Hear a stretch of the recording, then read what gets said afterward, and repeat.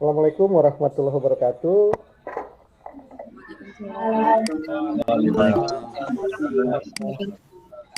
Maaf ya tadi agak sedikit ada masalah. Semoga kalau tadi saya di kelas yang satunya lagi, ini kameranya mati apa? Kadang-kadang hidup, kadang-kadang mati gitu ya. Jadi kalau misalnya tiba-tiba hilang, wajah sayanya diganti dengan wajah yang lebih muda. Mohon maaf ya. Jadi tetap aja kita lanjut ya. Oke, kelas ini ada berapa orang, Bu? Ada 48, Pak. 48. Bentar. Oh, 48. Ini kelas 4 A4 ya? Iya, Pak. A4 atau kelas D. Oh iya. Atau mereka masuknya 6. Ya apalah, tapi nanti yang cek aja lagi ya. Tuh kan hilang ya foto sayanya. Ini katanya harus di eksternal. Ini pakai apa? Ini eksternal.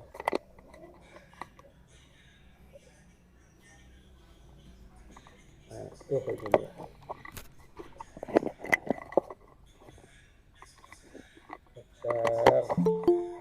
Maklum lah kalau sudah itu suka mana-mana. Oke, nah, sudah merepotkan sekali ya. Sebentar saya ini kan dulu.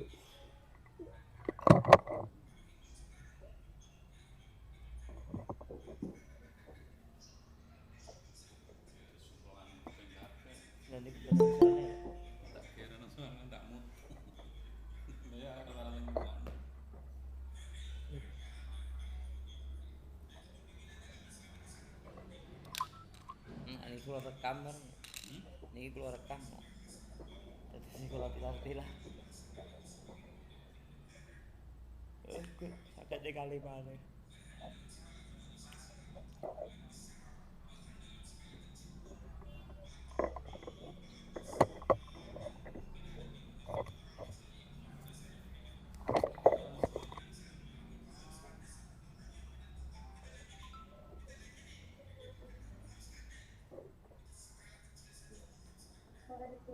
Siap, siap.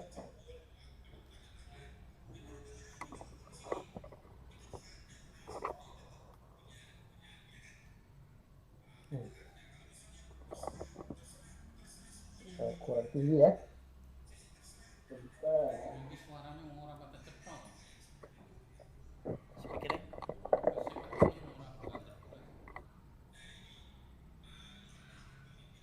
Nah, segini cukup ya?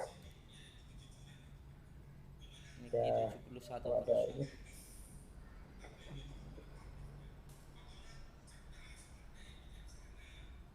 Ya, lumayan ya. Saya lihat baik Bapak ya. Iya Pak. Suara terdengar dengan baik? Dengar. Oke. Ya aman Pak, aman. Aman. Aman terkendali ya. Iya Pak. Oke. Mungkin pertemuan pertama ini kita coba isi dengan perkenalan dan juga pembahasan terkait dengan RPS ya. Insya Allah selama 1 semester ke depan 14 kali pertemuan kita akan bersama-sama membahas dan mendiskusikan terkait komunikasi pembelajaran di era digital. Ya, 14 pertemuan itu nanti diselingi satu ujian tengah semester dan diakhiri dengan ujian akhir semester. Nah,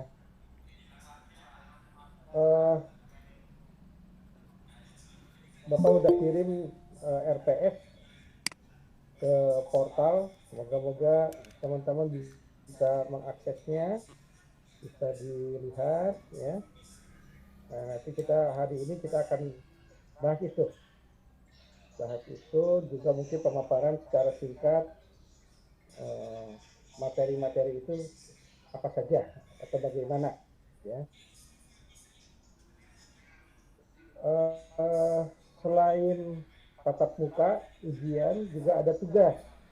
Nah, tugas ini terpaksa Bapak sampaikan, Bapak minta kepada teman-teman untuk mengerjakannya karena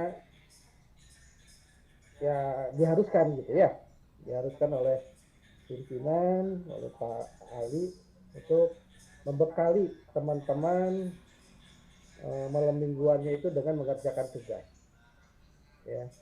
Jadi karena kita kan hari Sabtu, nanti malam minggu ya mengerjakan tugas. Kalau misalnya nggak sampai malam mingguan ya mungkin nanti setelah sholat tahajud gitu langsung kerjakan tugas gitu ya. Kalau ibu-ibu mungkin masak dulu gitu kan, nggak apa-apa sih, masak aja dulu, jangan ngerjain tugas ya. Nah, untuk tugas apa ya istilahnya, waktunya itu kalau disarankan tidak terlalu lama ya. Kalau Bapak kemarin itu ada yang 1 hari, tapi kadang-kadang kalau 1 hari teman-teman minta tambahan waktu, jadi 2 hari, masih 2 hari minta tambahan lagi, udah seminggu, seminggu juga masih tetap ada yang minta ya, minta tambahan lagi. Jadi kalau bisa jangan begitu ya, kalau bisa sih begitu Bapak, yuk silakan dikerjakan tugasnya, udah selesai Pak, mantap ya. Jadi kalau bisa, tapi kan nggak bisa ya, soalnya juga belum dikasihkan. Itu tugas, kita ada 10 tugas mungkin nanti ya. Silahkan nanti bisa bertanya ke Profesor Kiai Haji Google ya, jawabannya apa, monggo, nggak usah ragu-ragu. Yang penting teman-teman mencantumkan apa ininya, alamatnya ya. Ini darurat ya, alamatnya apa, dari mana ngutipnya gitu ya. Jangan menganggap atau mengklaim bahwa itu adalah pendapat kita. Jadi kalau kita ngutip dari orang lain ya kita sebutkan sumbernya sehingga barokah hati kita. Itu yang kedua. Yang ketiga, nanti kita pertemuan tatap maya ini 3 kali kan ya. Sekarang, sebelum UTS dan mungkin sebelum UAS ya. Dan kita akan ketemu setiap hari Sabtu jam 9.50 sampai 11.50. Ya syukur-syukur sih nggak terlalu lama ya, jangan lama-lama ya. Karena ibu-ibu ada juga yang belum selesai masak ya. Ya kalau di sini sih kelihatan udah pada siap udah siap kuliah ya. Tapi kan yang terlihat wajah ya. Tangannya kan lagi sambil ini kupas bawang, terus ini kentang ya. Jadi biar tidak mengganggu stabilitas negara terkait dengan sarapan siang dan sarapan itunya makan pagi, ya kita jangan lama-lama lah ya. Kalau boleh kita mulai 9.50 ya 9.51 selesai gitu ya, bisa lama-lama. Itu juga terkait dengan kuota, apalagi hari ini nabung bulan kalau dalam bahasa saya ya, gajian masih lama, dompet para pahlawannya sudah pada keluar semua ya. Sudah nggak ada yang diam di dompet saya, para pahlawan sudah pada keluar lagi berjuang ya. Jadi biar nggak lama lah gitu ya. Oke, kita akan bahas untuk pertemuan hari ini terkait dengan RPS ya. RPS ini Bapak sekilas saja ya, singkat padat. Istilah mahasiswa Bapak itu Pak Aris itu kalau ngajar singkat, padat, dan tidak jelas katanya. Ya udah biarin aja ya, yang penting kan singkat padatnya itu kan, kalau nggak jelas kan bisa belajar terus ya. Nah nanti ya bentar lagi kita akan bahas, moga-moga teman-teman sudah bisa baca RPS-nya. Jadi di situ ada 12 materi ya, 12 materi. Sengaja Bapak bagi berdasarkan nama mata kuliah. Mata kuliah ini bernama komunikasi pembelajaran di era digital. Jadi 6 pertemuan sebelum UTS kita akan bahas terkait dengan komunikasi. Ya moga-moga bisa nyerempet-nyerempet dikit ke komunikasi pembelajaran gitu ya. Kalau enggak juga ya komunikasi apa saja lah. Ya, model tadi diskusinya jadi kemana-mana ya, asik juga. Nah setelah UTS baru kita ke di era digital. Ya, di era digital. Nah, moga-moga di akhir baru kita gabung bagaimana sih komunikasi pembelajaran di era digital. Oke, sebelumnya mungkin perkenalan ya. Nama saya Arif Rahman, S1 saya di Fakultas Ilmu Komunikasi Universitas Padjadjaran. Kemudian S2 saya di Ilmu Komunikasi Fakultas Ilmu Komunikasi Universitas Padjadjaran. S3 juga sama di Fakultas Ilmu Komunikasi Universitas Padjadjaran. Ya mungkin S1, S2, S3 saya itu di universitas yang sama. Ya kata dosennya sih kata dosennya. Ya perasaan bosan lihat wajah saya gitu ya. Lu lagi Rif gitu. Ya kata bapak juga ke dosennya, emang saya aja yang bosan, emang cuma dia aja yang dosen, saya juga dosen pak, bosan diajar sama bapak lagi gitu ya. Karena udah S1 S2 S3 dia lagi sama dia juga gitu. Untung masih baiknya seperti waktu ya tidak berubah gitu ya S1 S2 S3. Oke, sebelumnya ini mohon maaf mungkin portalnya sedang bermasalah, jadi nanti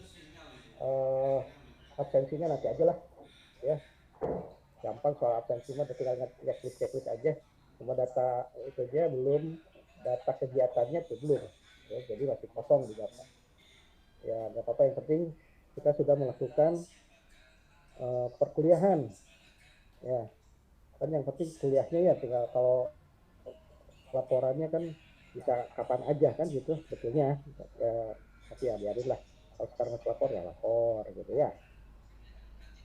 Oke, kita akan mulai saja ya biar cepat selesai, menghemat kuota. Suara terdengar kecil, apa sinyal saya aja yang bapak sinyal yang gimana, suara saya ini enggak? Kalau nggak ini nanti saya pinjam toa, jadi biar lebih keras gitu, orang lain azan ini ngajar gitu ya. Jelas Pak, jelas. Jelas, oke. Jelas Pak. Kalau yang terlalu keras ya kecilin aja volumenya ya. Kalau misalnya yang kurang keras ya besarkan saja volumenya. So, oke, mari kita bahas satu persatu ya. RTS kita hari ini kita perkenalan dari kontrak belajar. Kemudian yang kedua kita minggu depan itu akan membahas sejarah, definisi dan urgensi mempelajari komunikasi. Ini sambil Bapak jelaskan singkat padat aja ya. Singkat padat dan jelas itu ya. Kenapa? Karena mata pelajaran mata kuliah komunikasi itu kan tidak pernah diajarkan waktu SD, SMP, SMA ya. Ada gitu bapak-bapak, ibu-ibu yang pernah belajar ilmu komunikasi? Kayaknya enggak ya. Ilmu komunikasi itu baru ditemukan di perguruan tinggi. Ya. Sehingga banyak mahasiswa saya yang juga bertanya, Pak, ngapain kita belajar komunikasi? Lawang saya setiap hari juga berkomunikasi. Ya, walaupun kadang-kadang dari sudut pandang ilmu komunikasi, apa yang kita lakukan itu belum tentu komunikasi, tapi lebih kepada berbicara. Yang berbicara kan siapa saja bisa ya, tapi apakah dia berkomunikasi itu belum tentu. Ya, kata istri bapak itu suka gigo. Padahal kan bapak juga nggak tahu ya bapak gigo atau enggak, lagi tidur. Ya. Nah, ketika bapak ngomong pada saat gigo tersebut itu berbicara, karena tidak berkomunikasi. Ya. Oke, sejarah ilmu komunikasi ini ada dua sudut pandang.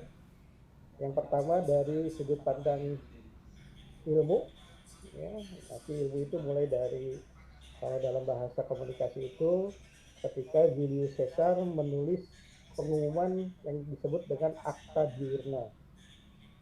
Ya, Akta Diurna, kemudian muncul Sufi ya, Yunani kuno, Socrates dan sebagainya.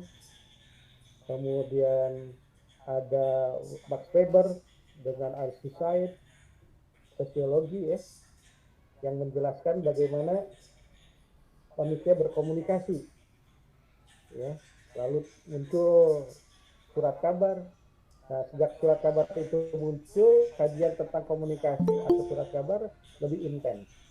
Dalam bahasa komunikasi ada yang itu disebut sebagai Zaitun Kunde. Zaitun Kunde itu pengetahuan tentang surat kabar. Perkembangan teknologi kita temukan juga radio, film, TV, sehingga tidak hanya Zaitun Kunde gitu ya, tidak hanya Zaitun Kunde tapi menjadi publisistik. Publisistik adalah komunikasi dalam bahasa Jermannya. Nah sekarang udah banyak banget ilmu komunikasi dipelajari. Ya. Lalu kenapa kita harus mempelajari ilmu komunikasi? Ya karena kita baru sadar ketika kita butuh ilmu komunikasi pada saat kita mengalami kegagalan berkomunikasi.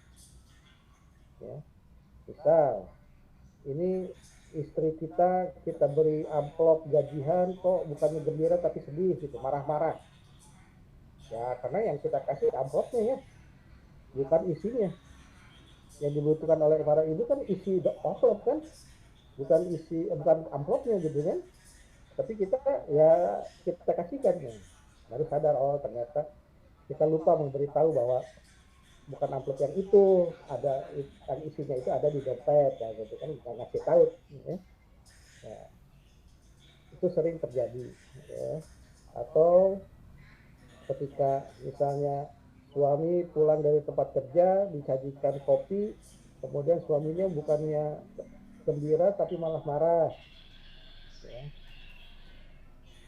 Pasti coba kopinya kok asin, oh ternyata ibu salah masukin gula kan gitu, harusnya dikasih gula, ini dikasih garam ya kan, bisa terjadi perang dunia ketiga ya antara suami dan istri hanya gara-gara garam.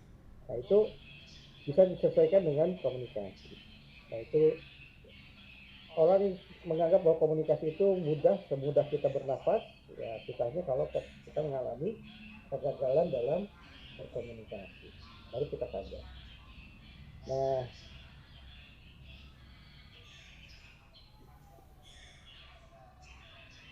dalam bahasa definisinya ya teman-teman nggak usah mempelajari definisi lah, paling singkat-singkat saja nanti ya. Definisi yang paling sering dihafalkan oleh mahasiswa ilmu komunikasi adalah menurut Hofland. Hofland itu mengatakan bahwa komunikasi adalah proses penyampaian pesan yang biasanya menggunakan bahasa sebagai medianya untuk mengubah perilaku seseorang. Ya bapak-bapak dan ibu-ibu kan sudah sangat berpengalaman ya dalam berkomunikasi, menyampaikan pesan dan mengubah perilaku seseorang, terutama siswa yang lagi melamun di meja atau di kelas ya, di mejanya bisa kita rubah kegiatannya, perilakunya dengan tolong bersihin papan tulis. Dengan demikian siswa itu mengubah perilakunya dari diam ke menghapus papan tulis ya gitu. Nah itu pertemuan pertama. Pertemuan kedua kita akan bahas tentang prinsip-prinsip komunikasi. Tentu saja prinsip-prinsip komunikasi ini lebih banyak pada prinsip-prinsip komunikasi secara umum, bukan prinsip komunikasi secara pembelajaran. Tapi pada prinsipnya proses komunikasi antar manusia itu hampir sama di semua tingkat atau level komunikasi atau bidang komunikasi. Jadi itu nanti ada 12 prinsip komunikasi yang mungkin bisa membawa kita kepada hal-hal yang baru, yang lebih aplikatif ya. Nah selanjutnya adalah minggu berikutnya, minggu keempat, kita bicara tentang komponen komunikasi. Aristoteles menyebutnya hanya 3, komunikator, pesan, komunikan. Kalau dalam bahasa pembelajaran mungkin guru, materi pembelajaran dengan siswa. Ya. Selanjutnya oleh Laswell ya, ditambah ya, menjadi 5 ya. Asalnya 3 menjadi komunikator, pesan, media, komunikan, dan efek.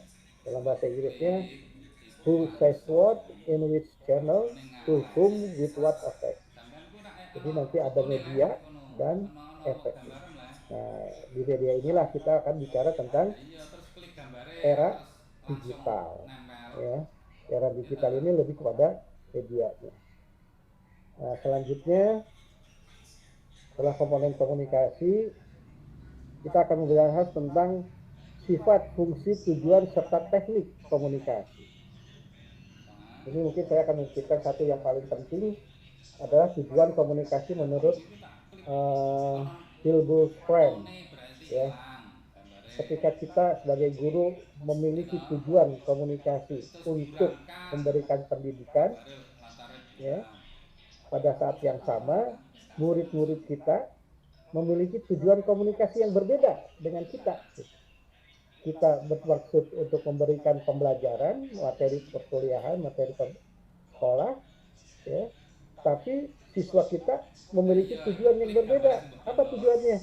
Memahami pembelajaran. Ya, jadi kita mencoba memberikan, tapi siswa kita mencoba untuk menerima, untuk memahami apa sih yang disampaikan oleh kita sebagai guru atau dosen di satu pelajaran.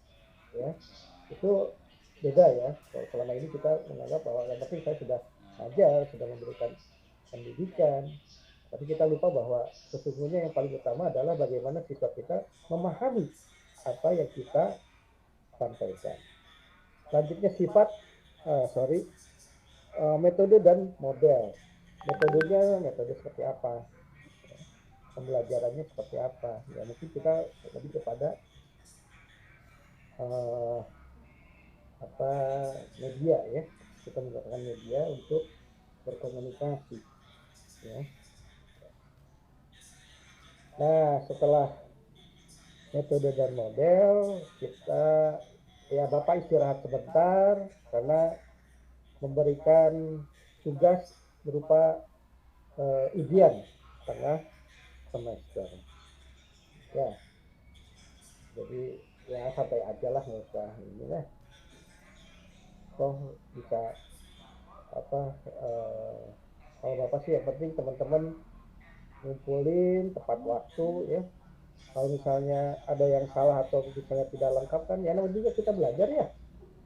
Kalau misalnya belajar kan selalu ada yang bisa kita lakukan sesuai dengan apa yang diinginkan oleh dosen atau oleh guru.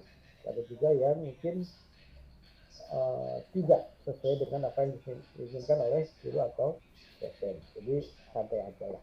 Ya. Selanjutnya setelah 6 pertemuan dan 1 ujian, baru kita memasuki era digital. Ya, kita bicara tentang teknologi informasi, ya. Itu teknologi komunikasi itu nanti kita akan lihat bahwa ternyata kita baru bisa nulis itu setelah tahun berapa sebelum Masehi, gitu ya. 35.000 tahun sebelum Masehi. Nah, sebelumnya baru bahasa yang bisa kita adopsi. Nah, setelah itu nanti kita akan bicara 4 tahapan dari Rogers, tahap menulis, tahap mencetak, tahap telekomunikasi, tahap interaktif.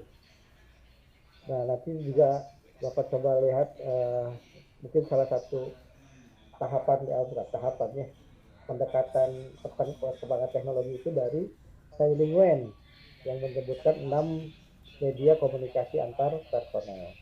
Kenapa? Karena mungkin selain kita mengajar secara kelompok, kita juga mungkin harus bisa memberikan bimbingan secara antar personal satu guru dengan satu siswa, ya. Sudah secara classroom, satu ini untuk satu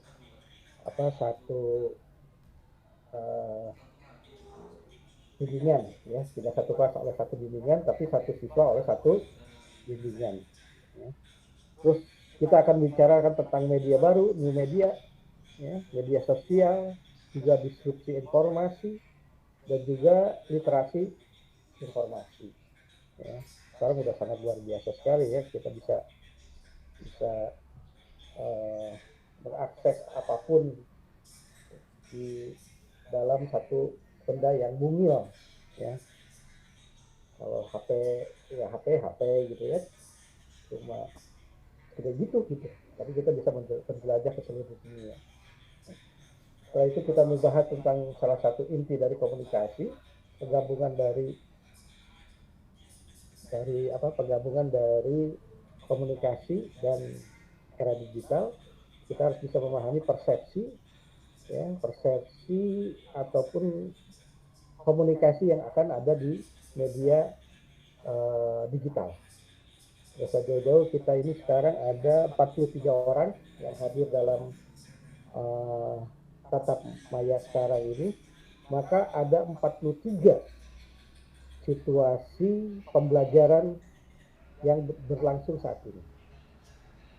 Ya, kalau classroom biasa kan ketika kita ngajar ya cuma satu lingkungan pembelajaran kan, cuma dalam kelas kita kan. Tapi sekarang kan nggak mungkin.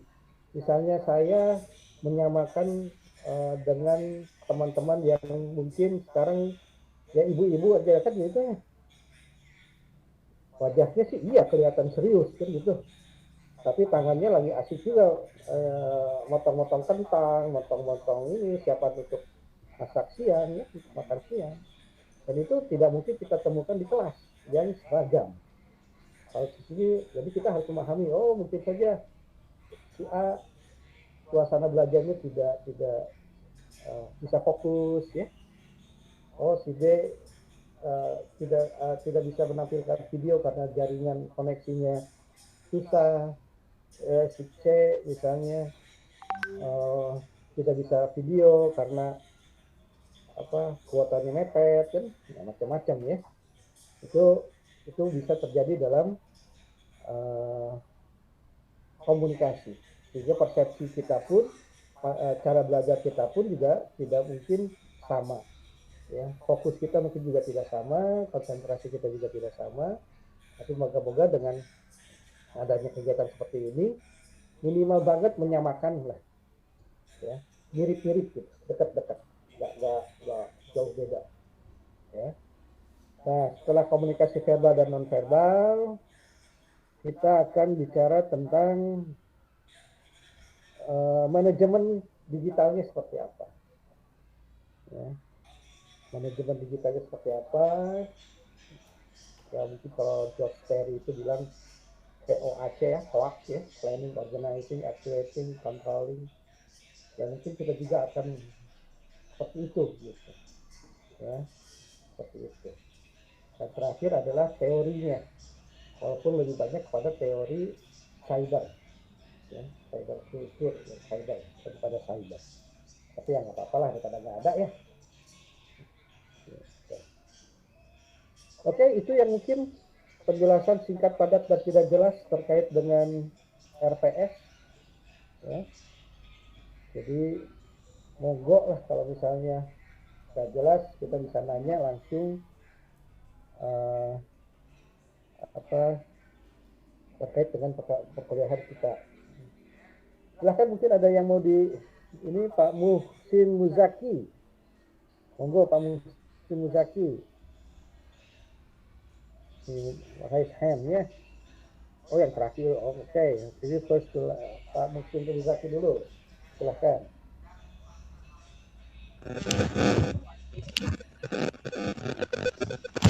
Maaf Pak, kepencet itu Pak. Oh kepencet, oh ya nggak apa-apa. Nggak apa-apa. Itu kayak teman bapak itu pernah jadi announcer begitu. Tanya aja. Maaf kepencet gitu ya. Oke, kalau begitu kita lanjut ke siapa nih?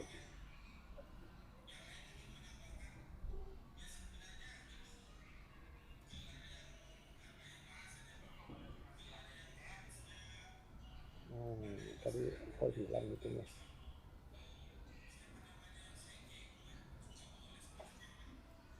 Oh, nggak ada. Monggo. Ada lagi yang mau dibicarakan? Bu Anis. Iya, Monggo. iya terima kasih Pak Arief. Iya. Saya kenalkan dulu ya Pak, saya Anis. Saya ingin menanyakan tadi yang Bapak sampaikan di awal tadi itu untuk perkuliahan kita ini ada 3 kali pertemuan ya Pak. Yang pertama sama yang sebelum UTS dan sebelum UAS. Ya. Tapi yang saya lihat di RPS itu ada sebelum UTS itu tidak ada pertemuan tatap muka dan diganti ke pertemuan 9 gitu Pak. Jadi kalau saya lihat cuma 2, berarti nanti kita menyesuaikan yang Oh awal iya betul. Ya nanti gimana? menyesuaikan aja lah. Ya. Ya ini nomor 9-nya ya. Betul. Iya itu saja. Jadi mungkin nanti bisa dialihkan ya tentatif ini aja ya. Tentatif saja. Misalnya kita mau kuliahnya apa gitu ya. Tapi mungkin konfirmasi dulu takutnya teman-teman belum siap. Ya. Oke. Ada lagi?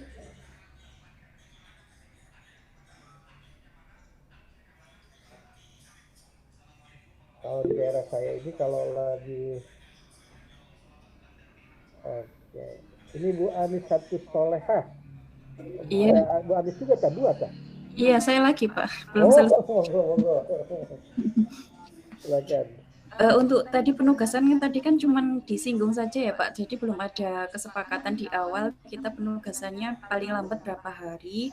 Terus untuk yang terlambat bagaimana gitu kan. Kadang teman-teman ada yang jaringannya susah, kadang 2 hari baru sampai informasi itu gitu. Jadi bagaimana kebijakan dari Bapak gitu untuk kesepakatan kita di awal seperti itu Bapak. Terima kasih. Kalau saya sih kemarin saya ditegur karena katanya terlalu memberikan waktu yang terlalu lama. Jadi yang lain itu cuma 2 hari, saya seminggu. Jadi seminggu, sekarang minggu depan baru sebelum kuliah mengumpulkan tugas ya. Dan juga ada yang kadang-kadang masih minta perpanjangan. Ya kalau saya sih no problem ya, nggak jadi masalah. Silakan saja. Yang penting teman-teman mengumpulkan tugas. Tapi jangan sampai dirapel. Ya, kalau dirapel bapaknya yang bingung. Ini tugas yang mana gitu ya. Apalagi kalau dia tidak menyebutkan tugasnya berapa, temaannya apa. Ya. Jadi kalau bisa sih dalam 1 minggu itu sudah selesai semua. Kalau misalnya tidak bisa, ya tinggal ngobrol aja, Pak mohon maaf saya tidak bisa ini gini ya nanti saya klik lagi kan, saya buka lagi batas waktunya tambah 1 hari lagi kan begitu.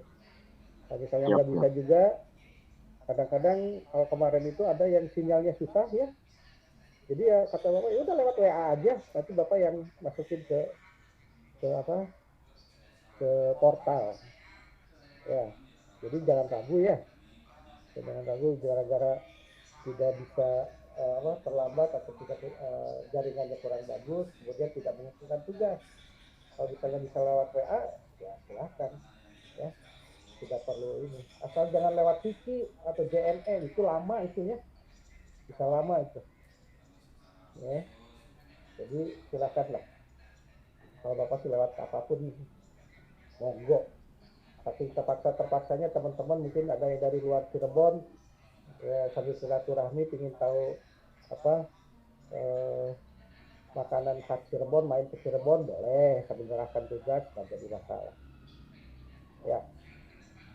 Itu aja Bu Adis, monggo. Iya, baik. Terima kasih Bapak. Jadi bisa kami ingat ya, yang atau perlu kami ingat itu bahwa tugas harus dikerjakan dan jika tidak bisa masuk portal bisa melalui WA seperti itu ya Pak. Kirim aja ke saya. Oke. Terima kasih Bapak. Sama-sama. Apalagi nih? Monggo.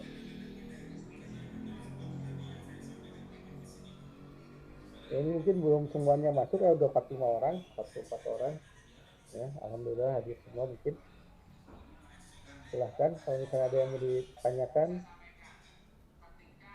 Kalau nggak ada, kayaknya cukup ya. Iya, Bapak. Ya, cukup aja ya. Jadi kita mungkin minggu depan asinkronus, nanti Bapak berikan filenya, atau kalau kadang-kadang kalau Bapak lagi malas, Bapak kirim aja semuanya ya, dalam satu modul gitu kan. Tinggal teman-teman belajar, tinggal baca, lalu kapan yang bisa. Kalau lagi malas, kalau lagi rajinnya tiap minggu kita ketemu Bapak yang nulis gitu. Ada perkembangan pengetahuan kan ini ya sangat cepat sekarang ini. Oke, kalau tidak ada, Bapak ucapkan terima kasih. Kita ketemu insya Allah minggu depan dalam bentuk tulisan, dalam bentuk asinkronis ya. Semoga kita selalu sehat selalu, aman selalu, berkah selalu. Itu aja, terima kasih. Assalamualaikum warahmatullahi wabarakatuh. Waalaikumsalam.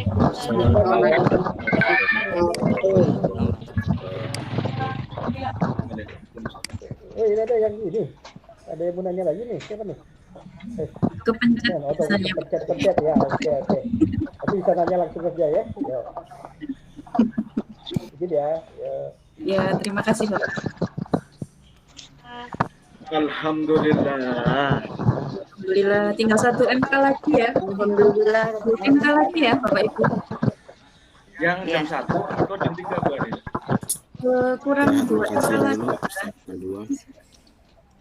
2 atau 1 Bu Anis?